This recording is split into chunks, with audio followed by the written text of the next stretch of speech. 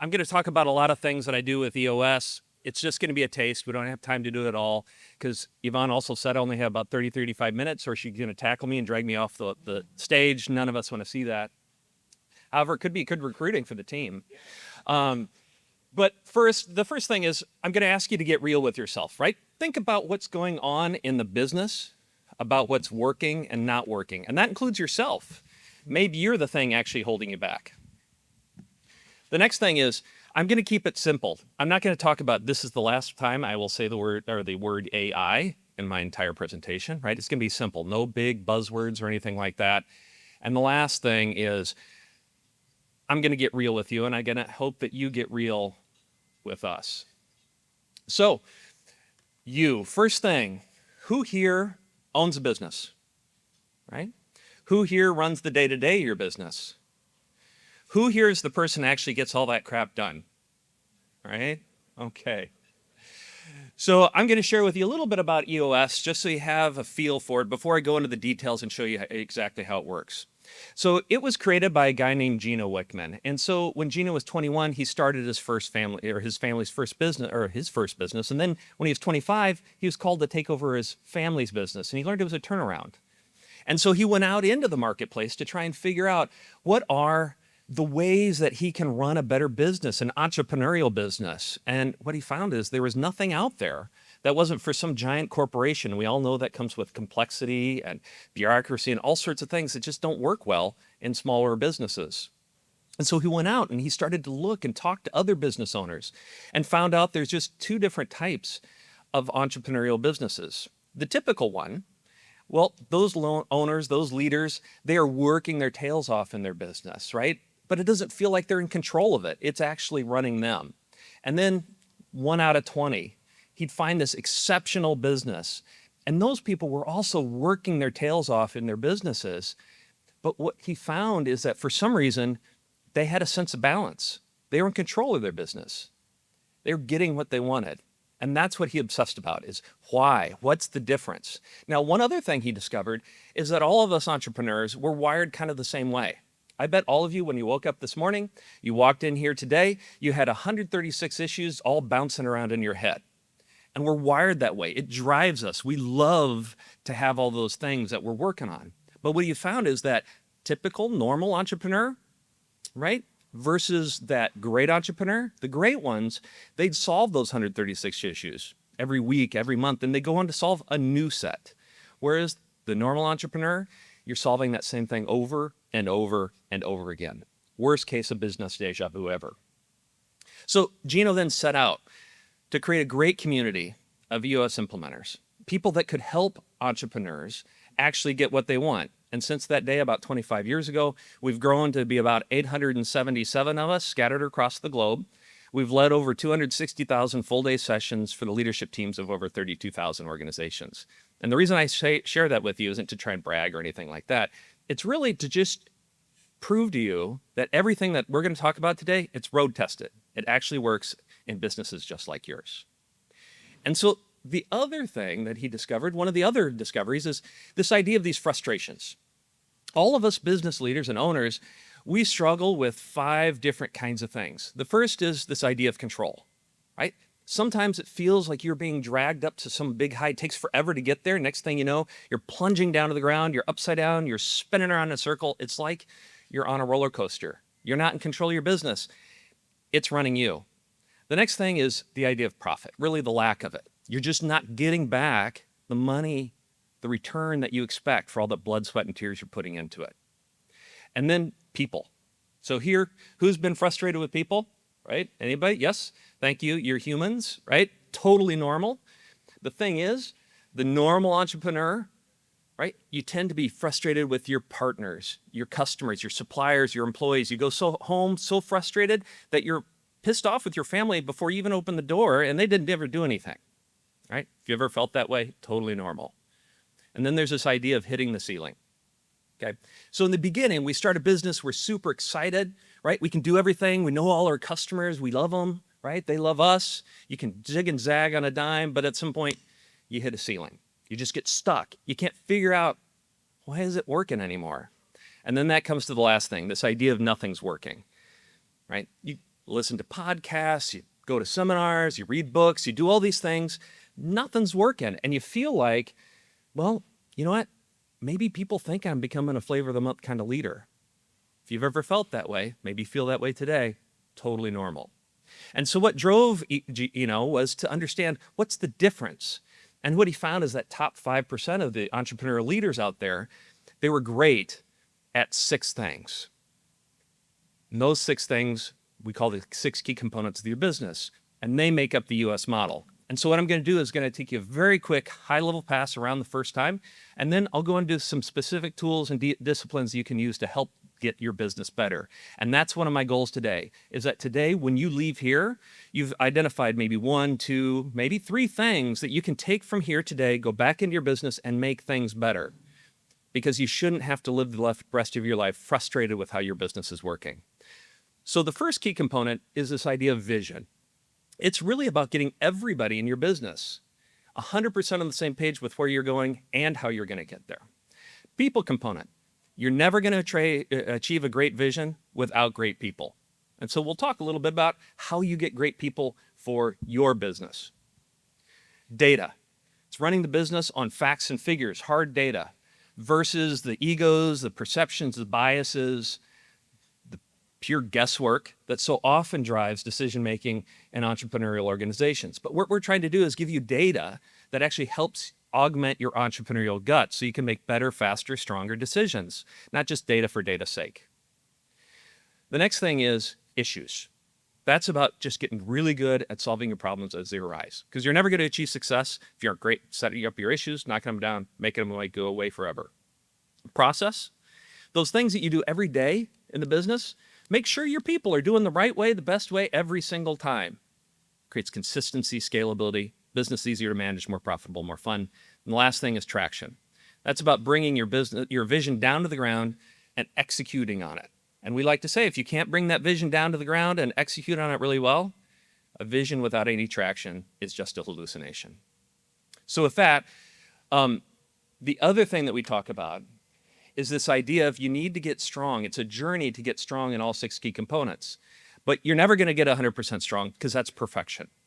So there's this idea of the things that set apart those great entrepreneurial companies. They were, 80% strong in all 6 of those areas. But the truth is, when most people are honest with themselves, they'll say they're only 20% strong. You're succeeding in spite of yourselves. So what we want you to do, and what I hope, is that you start taking your first steps to getting 80% strong today.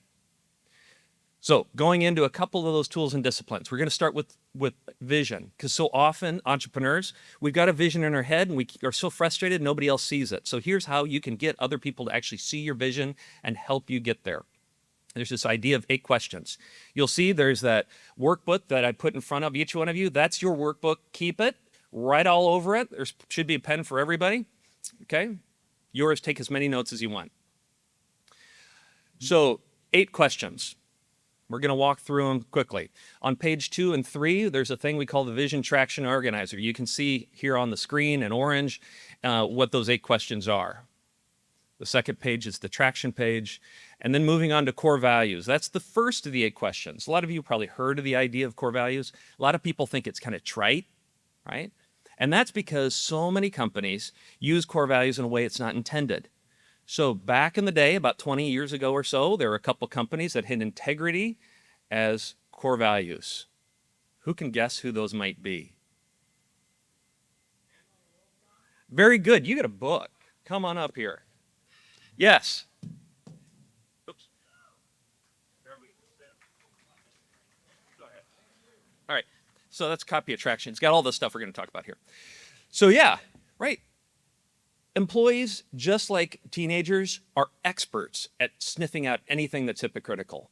And so when you use core values wrong, it just undermines the culture, because what we're trying to do is define exactly what it means to be, what your culture is at the core. What do you want to get from the culture of your organization? And then in a little bit, I'll talk to you about how we use those to actually attract great people to your business, repel everybody else. Core focus. That's just a sweet spot for your organization. So right, like Coach can tell us, when you happen to hit a ball just in the right spot, you instantly know it's going to go exactly where you want it. It just feels right. There's something about it that's right. And that's what the core focus is in your business. It's what you love to do, what you're best at, and makes your customers the happiest. But here's the trick, is that us as entrepreneurs, when we tend to get good at something, we get bored. And then we try to do something else, and we think we're going to be great at that too. And that's where bad things happen. So once it's clearly articulated and defined, the trick is always to stay laser focused within your core focus, so you're always doing what you love to do and you're best at. Your 10-year target. Time frame's flexible, 5 years, 30 years. A lot of people like 10, that's why we picked that number. But it's just a single number one goal for your business. What it does is it gets everybody on your leadership team aligned on where you're going long term. Okay? Now, once you've done that, you get everybody on your leadership team aligned on where you're going, right? There's power in that. And so the thing I'm trying to drive home is that the power from these questions isn't in actually the questions that we're asking. It's in the alignment we're creating out of them. And we'll talk a little bit about how to get that. Marketing strategy. Just 4 parts, pretty fundamental, what we're talking about. Target market, your demographic, geographic, psychographic profile of the kinds of clients, companies, people that are your ideal prospects. So you're spending your precious marketing and sales energies on those people and not wasting it on other people that probably aren't ever going to buy from you. Your 3 uniques, things you do best. They set you apart from your competition. A proven process. This is about a 1-page visual illustration of the kind of journey that all of your clients take from this first second they think about working with you until they're long-time satisfied business partners. It gives people in the market, like if I was one of your potential customers, this idea that I'm going to have a consistently excellent experience. And then a guarantee, just a pledge or a promise, reduces fear of adoption in the marketplace. If somebody's on the fence about whether or not to buy from you, but they're not sure, like maybe you're not right for my area, you don't really know my problem, just reduces those hurdles. Turn that advantage into a disadvantage. Not everybody has one, but if it is, do it for you. All right, 3-year picture. So you've got this kind of fuzzy idea of 10 years from now, we want to be a, I don't know, multi-location, $50 million business, whatever it is, kind of fuzzy on how you actually get there. So the idea of the 3-year picture is to just start to make it a little bit more real, a little bit more tangible. When we work with people, it's about a 45-minute exercise. It's not some 100-page slide deck. It doesn't really help entrepreneurial businesses where things change so quickly. So what we do is you first set what is your revenue, your profit, and your measurables for your business in about 3 years, laying that foundation. And then there's a question, what's it look like? Here you identify 5 to 15 strategic things that really paint a great picture of what your business is going to look like. Could be, I'm going to open new locations. Maybe I want to do a new hire. Maybe there's some sort of computer software, ERP, CRM thing I want to do, add product lines, maybe sell something off, right? It gives everybody this vivid picture of what the business is going to look like, because when you all share that picture, the likelihood you're going to achieve it is much greater. It also helps you create a great 1-year plan, because now you know what the business is going to look like in 3 years. So again, this year and next, what are your revenue, profit, and measurables? And then we set 3 to 7 goals, just 3 to 7, because as entrepreneurs, you're going to want to set 23 goals. You're going to set 37 goals, because you're going to think everything's important, but when everything's important, absolutely nothing's important. Do less better. You'll get more done.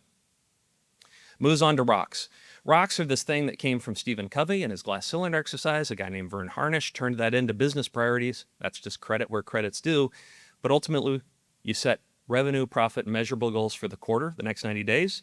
And then you set 3 to 7 rocks or priorities for your business. And what this does is it creates focus, discipline, and accountability, so that every quarter you're making just a little progress towards your quarterly goals or your annual goals, right? I remember setting strategic planning at the end of the year. I loved it, super creative. Your juice is flowing. You're super excited for the coming year. Year later, people start talking about having another one. You look back at the old plan, you never even looked at it. Quarterly rocks solve that problem, because you're always, every quarter, making sure you're making progress. And that leads us to the 8th question, which is about issues. You're going to have thousands of issues in your business. The best run businesses have thousands of issues. But if you've decided not to prioritize that thing today, because it's the right decision, put it on your issues list so you don't forget about it. You can prioritize it in the future. You don't have to worry about it. It's not going to disappear. So now you've got a leadership team. Everybody's kind of on the same page with that vision and that plan. So the idea now is, how do you get everybody else to share that vision, to see it, to understand it, want to be part of it? You got to share it with them. You got to get them together every quarter and actually tell them what it is. I remember when I used to be sitting in seats like yours, I'd be so frustrated people didn't really understand my vision. And I realized, how are they supposed to know my vision? I've never actually told them, right? You got to get out there, tell your people your vision, share it with them so they actually want to help you with it. And some people are never going to want to help you with your vision. That's okay, but guess what? They're probably going to leave your company. And you're going to be better off for that too. That's how you get to be 100% strong in vision. Let's talk about people. First thing we're going to talk about is the right people. The right people are just people who share your core values, right? That was the first question of the VTO. The way that you can use a tool, we call it the People Analyzer. It's on page 5. Super simple tool to make sure that in clear, unambiguous language, you know and your people know if they're the right people for your business. You do that by listing your core values on the top. Super simple, painfully easy approach to rating your people. A plus means most of the time they exhibit that core value. A minus, most of the time they don't. Plus minus, on the fence. That's all it is, okay? And allows you to have these great coaching conversations with employees. So for example, let's say you got an employee named Steve. Apologies to Steves out there, but let's say you got a Steve, and they're okay at their job. Steve is annoying, right? So how do you have the conversation with Steve? Hey, Steve, come in here. You know what? Steve, you're okay at your job. You bug the crap out of me. Like, that's not going to go well. People Analyzer solves that problem. They're like, hey, Steve, come on in here. You remember we had 5 core values? We talked about those when we hired you. You know, there's a couple you're falling short on. So let's talk about what that means, right? Turns this awkward situation into a really powerful coaching conversation. That's the People Analyzer. Second thing is about right seats. Right seats are people that just kind of have an innate hardwiring of how to do their job. They're good at it. They actually want to do it. So the first tool that you can use, first thing we do is we use a tool called the accountability chart. We take a structure first, people second approach to actually defining what your business should look like. We ask people to act like you're a board of directors. Divorce yourself from your ego and your title of the current job you've got and look down on the business, what's best for the long-term greater good. We find that there's really only 3 major functions for organization: sales and marketing, operations, finance, right? Ultimately, you tailor it for whatever you want. Sales and marketing might be a couple departments. Operations could be 2 or 3 or 4 different departments.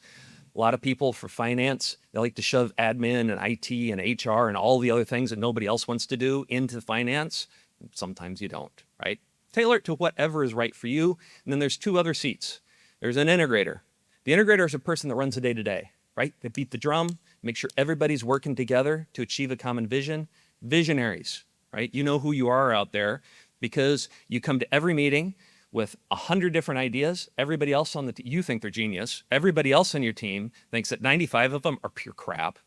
4 of them are like, and 1 of them, though, is genius, right? The other thing about visionaries is when you have to get sucked into the day-to-day, a lot of times it just drains your life, right? You don't want to do that.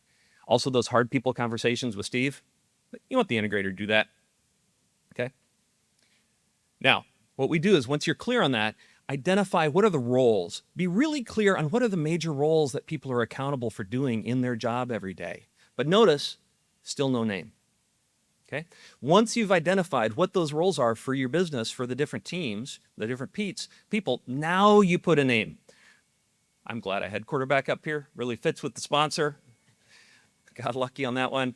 So, but you think about your quarterback, 5 major roles, right? Call the play, read defense, scramble, all that kind of stuff, right?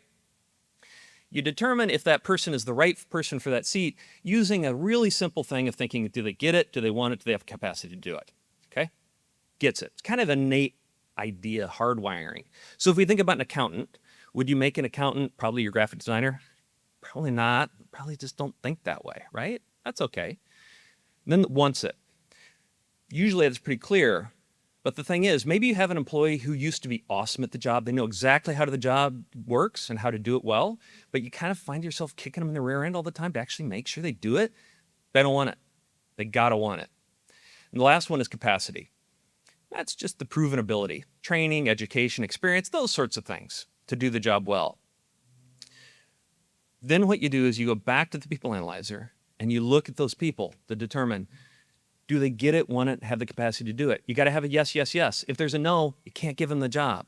So for example, right, let's talk about the Seahawks, okay?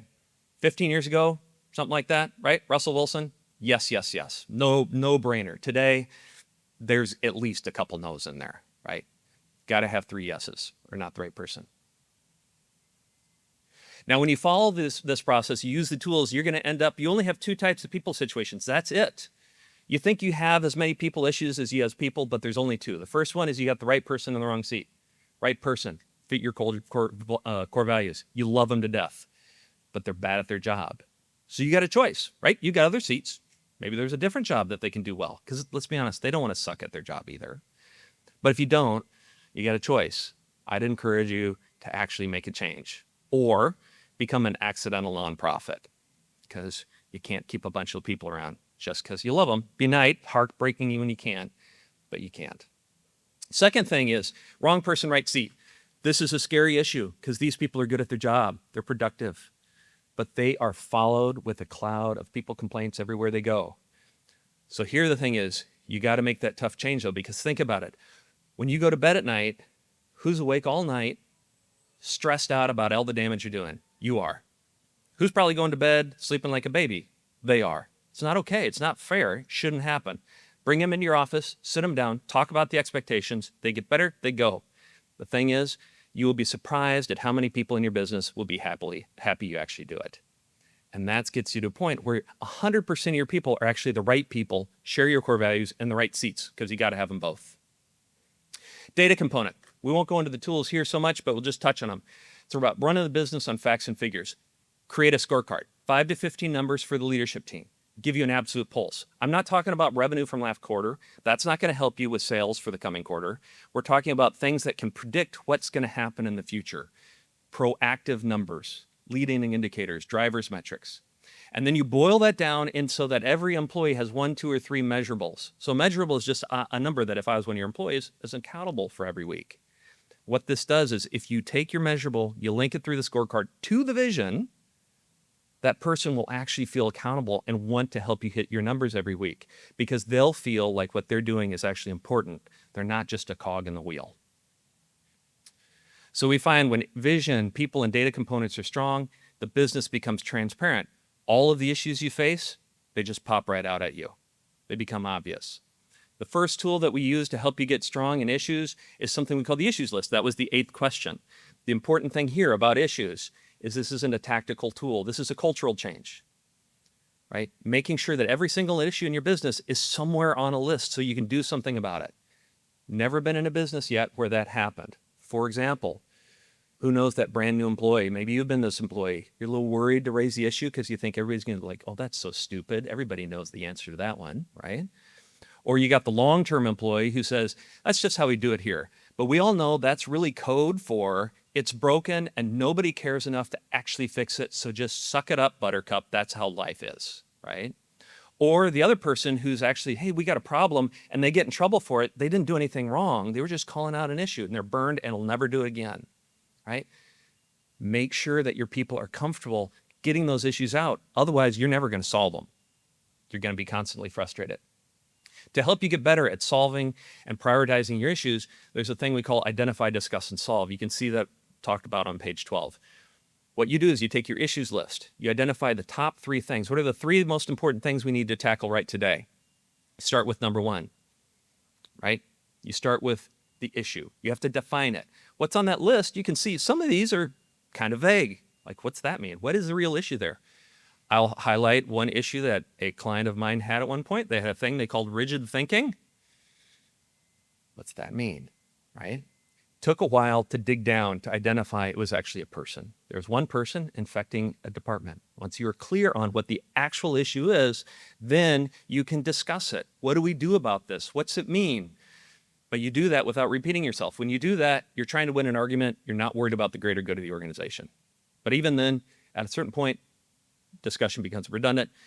You determine What are you going to do to solve it? What are the actions you got to take to make sure the issue goes forever? Sometimes you're not all aligned. Somebody's got to make that hard call, right? Somebody's got to accept accountability to actually make sure it's solved. That's how you get to be 100% strong in issues. When every issue is out there somewhere and you're using these tools to solve them, make them go away forever, rather than playing whack-a-mole and solving the same issue next week, next month, next week, next month, next year. Process.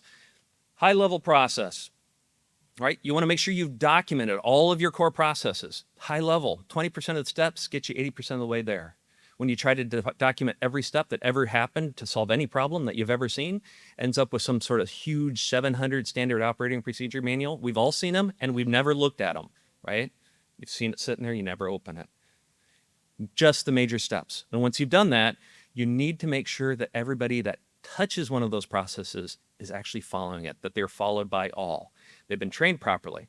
Not that you just said, hey, there's a manual, make sure you do it that way. You've actually trained them, whatever that means. They know how to do it correctly, right? Coach, right? That's why you run drills over and over over and over, as many times as you need to get it to show them so they do it right. And then you're measuring and managing them, right? After the play is over, after the game's over, you're watching the tape, you're talking to people, hey, this is what we need to do better. You're doing that for your teams too. That's how you get to be 100% strong. When everybody or all of your core processes are documented, they're simplified, and they're being followed by all. That's how you get to be 100% strong there. The last one, we're getting close to Vaughn. Hold on with me. So traction, it's about two things. First one is rocks, right? We talked about rocks. That was the 7th question on the VTO. 3 to 7 priorities for the business, the most important things that you need to do, really creating clarity, focus, and accountability throughout the organization. You boil this down so that every employee has at least one rock, one thing they're doing to make the business better every quarter. And it creates what we call as a 90-day world. The 90-day world is a feel where you are in the business, you're working hard, you're getting things done. At the end of the 90 days, you come up for a breath of air, you look at everything you did, right? Learn your lessons, celebrate your successes. And then from there, you check your vision. Are you still on the same page? Most of the time, you're not for some reason. Once you're all back on the same page, you go back into the business, you execute on your vision with crystal clear clarity.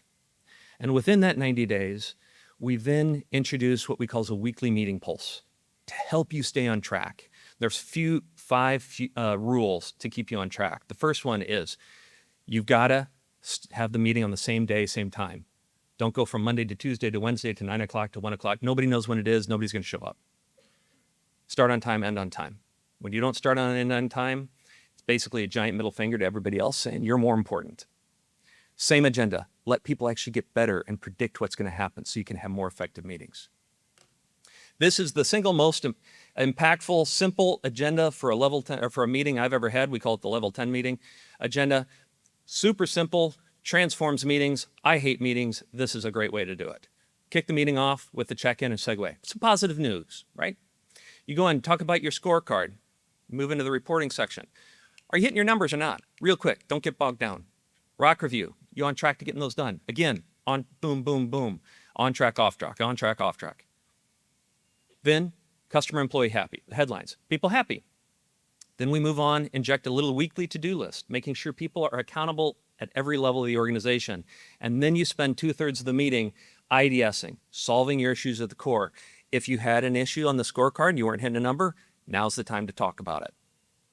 This is what makes for great meetings. This is what makes for the time you spend together seem and feel valuable, productive, and efficient. And at the end, we conclude. We always rate the meeting 1 to 10, 10 best.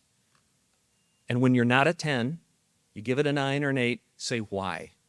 Why, what do we need to do to make this meeting better? Rather than going back to your office, going out to eat with a colleague and just complaining about that crappy meeting and never really talking about how to make it better. Don't do that anymore. That's how you get to be 100% strong. Everybody's got a rock, right type of meeting pulse for everybody at every level of the organization. That's how you get results. So now, at the end, you might have identified 1 or 2 things. Maybe it's a vision thing, it's a rock thing, process, whatever, and you're like, I think we want to try that.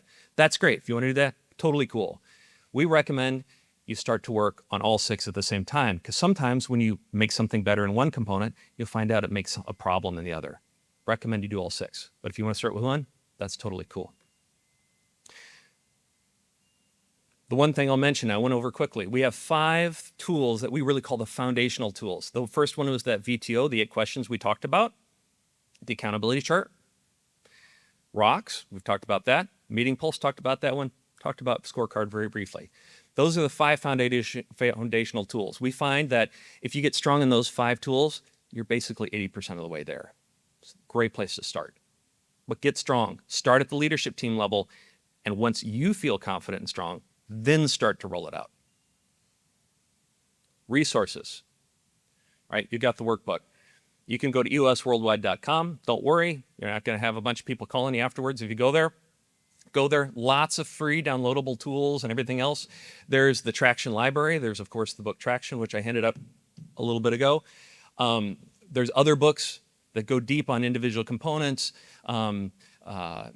Lots of tools and videos that are out there. You can go. They're all free. You can look them up. There's a thing we call EOS Academy, which is basically a subscription model. You want to figure out how to do it like a pro, go deep. That's out there. You can also talk to EOS implementers. The thing is, for today, my goal is to help you get what you want from your business, right? So if at the end of this, you're like, hey, Matt, you're ridiculous. I'm never going to hire you. Your rates are absolutely crazy. I'm not going to do it. That's okay. But if you say, hey, you know what, I need help, I'll help you. Whatever that is, I'll do the best I can to get you the help you need. That's why I'm here. That's why I'd like to talk to you, why I'm here to talk to you today. Couple last thoughts. First, create and use one system. If after all of this you think, EOS, that's not really for me. There's other things out there. I created my own thing. That's cool. If you decided that EOS isn't for you, that's just fine. I feel grateful that I've helped you take one more step to actually finding how you want to run your business, because that's what's most important. Okay? The thing is, stop wasting your time arguing about how to actually run your business. Pick something, use it, be great at it. Get what you want. Think about, what do you want to have for the vision of your business? What's that big 10-year target? Obsess about it. Work towards it. Stop. Your lot in life is not to be have an unrealized vision. Here's a quote from a client about how he feels so in control of his business now and actually knows how to get people to help him out. He's not alone anymore, right? Pretty inspiring. Get those stories all the time. Last thing I'm going to leave you with. It's Friday morning. Everybody had breakfast. You're going to go back into work. You're going to be hustling to get 55 things done today, and then you're going to go home, sit down, watch TV, unwind. Hopefully you have a chance to completely unplug from work. And then next week, you're going to hit the rat race, and it's going to start all over again, right? But maybe there's something that you learned today that you wrote down like, hey, that's interesting. I'd like that. I'm interested in that. Don't let yourself forget that. You deserve better than that. So if there's something that you thought about today, send me a text, send me an email. It can just be your name. Doesn't have to be anything more than that. If there's a question, you don't want to work with me, that's okay, but you wanted to learn more, I will do whatever I can to connect you with whomever or whatever is the thing that you need to get help in your business. So thanks a lot. I think if we have a couple minutes, maybe there's a little bit of Q&A, but thank you very much for your time. Good morning. My name is Catherine. I'm from Timing is Everything. We are in month number 13 of existing as a business. Congratulations. Thank you. So the question is, for those of us who are still very much in that startup phase, and you recognize that you are not necessarily the right person for that particular seat, how do you get to the point where you can get somebody into the shop to be that right person? Yeah. Common. Even in businesses that aren't new and 13 months old like yours, I run into it all the time. So I think about it in terms of a visual like setting up the dominoes. The first thing to do is be clear on what needs to be done in the business. So tackle that accountability chart. What are the seats? You might have your name in 15 of the seats, and that's normal in the beginning, right? So be clear on what those things are. And then are you a solopreneur? You have other people in your business? Great. Okay. So then the two of you, once you're both clear on I think this is how it all's supposed to work, then have discussions between yourself and be honest with yourselves about what's the first thing that we need to unlock and do. So maybe it's an outsourcing to a CPA or hiring, whatever it is, right? Be clear about that. But the thing is, what I encourage my clients is every quarter, make one people change. That could be firing yourself, hiring a person, rearranging, whatever it is. But every quarter, find one thing and start working. Because if you don't start, 2 years from now, you're going to have the same problem. Have you worked with nonprofit organizations, and if so, what's the challenges there, especially amongst, say, a well-established nonprofit? You all have experience in that area? Yeah, a lot of so in my personal life, I'm on boards of a couple nonprofits and also have clients in nonprofits, and I know lots of people work with nonprofits. Um, and so nonprofits can be a little unique because one, the board structure sometimes is a lot more complicated,